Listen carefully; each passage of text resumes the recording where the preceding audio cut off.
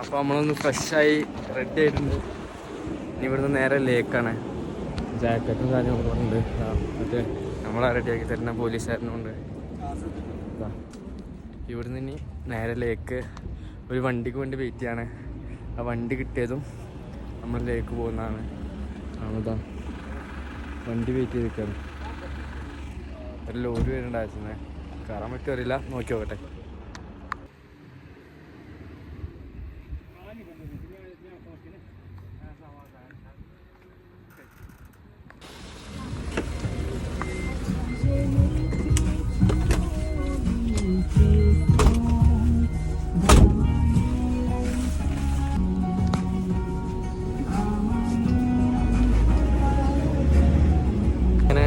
ലേക്ക് പോകാൻ വേണ്ടി ഒരു ട്രാവലർ കിട്ടിയിട്ടുണ്ട്.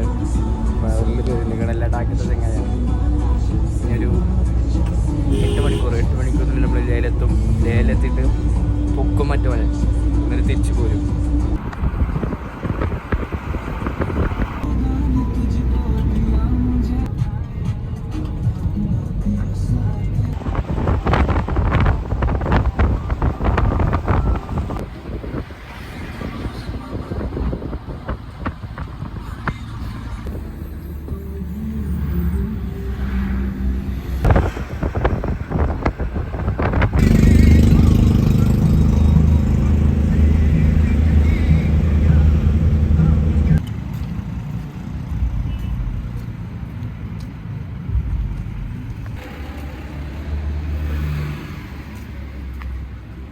നമ്മളങ്ങനെ ഫൈനലി ബബ്ലുവിനെ കണ്ടുപിടിച്ചിട്ടുണ്ട്. കാട്ടിത്തരാം.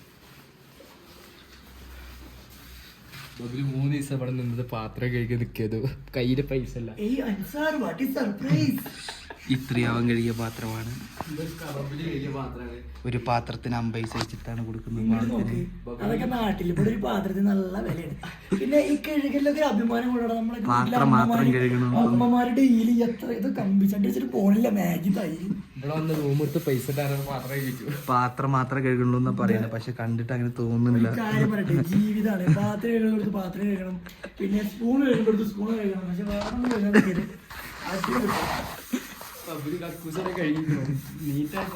ഇവൻ ഇവിടെ കഴിയൊക്കെ ബാത്റൂമാണിത്.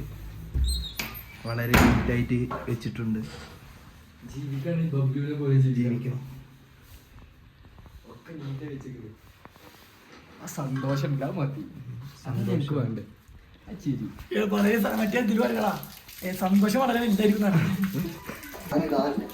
ഇത് കണ്ടോ വെളിക്കണുണ്ടോ ദിമ്മ എന്താ മറ്റേ എന്റെ എക്സോ അതിന്റെ പവരാണോ? അതിന്റെ പെയ്ഡ പ്രൊമോഷനാ പ്രൊമോഷൻ. അപ്പോ കാന എന്താണ്? കാന ഹിന്ദി നെയ്മാണ്, മലയാളത്തിലെ പേര്. മലയാളത്തിൽ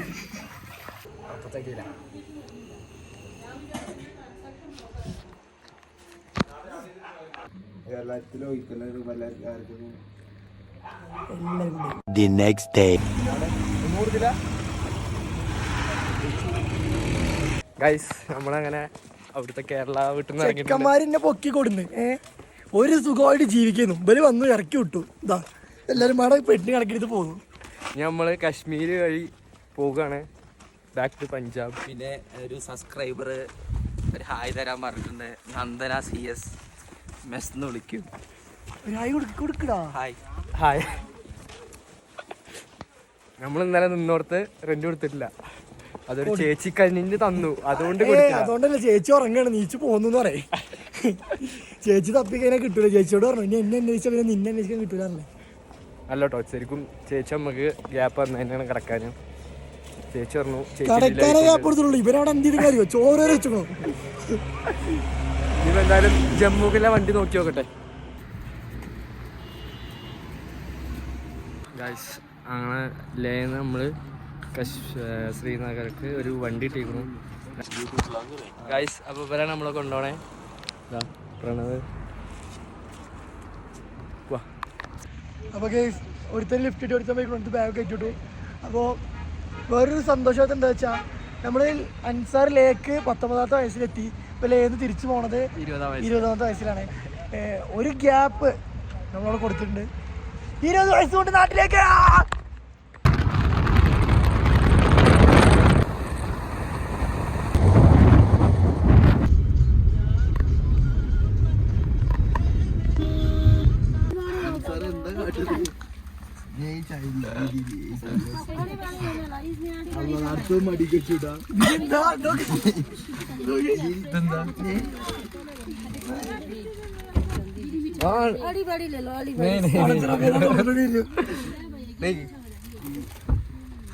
എടാ ഒക്കെ കൊടുത്തോ ചില്ലറല്ല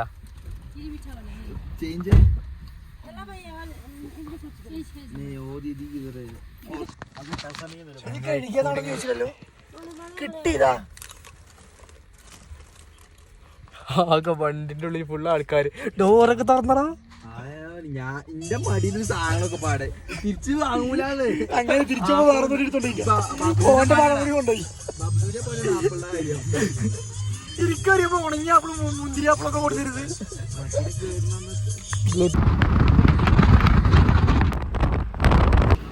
ഗായ്സ് അങ്ങനെ നമ്മള് ലേന്ന് ഡയറക്റ്റ് ലിഫ്റ്റ് കിട്ടി ശ്രീനഗർക്ക്. ഇപ്പൊ ശ്രീനഗറിൽ ഇങ്ങനെ നടന്നുകൊണ്ടിരിക്കുക. ടെന്റ് എവിടെ അടിക്കണം എടാ ഇങ്ങനെ പോണ്ടേ എന്തൊക്കെ പറഞ്ഞ് നടക്കുന്നുണ്ട് രണ്ടാളും. ഇനിയിപ്പോൾ എന്തായാലും ഇന്ന് പഞ്ചാബ് പോലെ നടക്കൂല, നാളെ മോർണിംഗ് പഞ്ചാബിക്ക് പോകുന്നതാണ്.